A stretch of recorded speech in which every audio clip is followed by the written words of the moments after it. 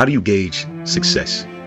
In my eyes, I always felt like when I was coming up, success meant having the big house and a lot of money and all the cars and all the girls and all the fame, but that's not what success is. Success is progress. And I think progression can only be determined by one thing. Have you done more today than you've done yesterday? Have you reached the goals that you set for yourself? And if you have, are you ready to achieve the goals that are ahead of you? Does somebody else control your destiny? Does somebody else control your content? What is ownership?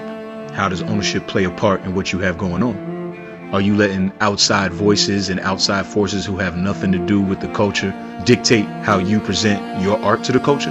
This is what the 85 South Show represents. This is what the Roach Motel represents.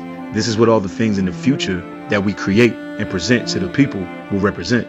It's about being independent, but it's also about being independent with a team. And I know that's an oxymoron, but you have to be independent and you have to have a team. And in order to be independent, you have to have a team. My team just happens to be some of the coldest motherfuckers out here. You never know how people are going to change your life when you meet them. When I first met Chad and Kat and Joe, it was just supposed to be a meeting for me to do animation for them, just to do skits for the 85 South Show. And, it became something bigger once I showed them the Roach Motel. We just decided to join forces and see what we can do. And, I'm just grateful that Carlos and DC and Chico and, the crew really embraced me and believed in the project as much as I do. We just working, man. So no, we're not on TV. That's not going to determine my success. And that's not going to determine the success of the Roach Motel. The people do. The people are going to determine the success of the show and everything else that we create. So what is success? Success is progress. Success is a small podcast and a small cartoon growing to be what it is now. We started our first live show in a small venue with my guys on stage doing what they've always done and me DJing how I've always DJed. And then they took that same show all around the nation doing sold out shows everywhere.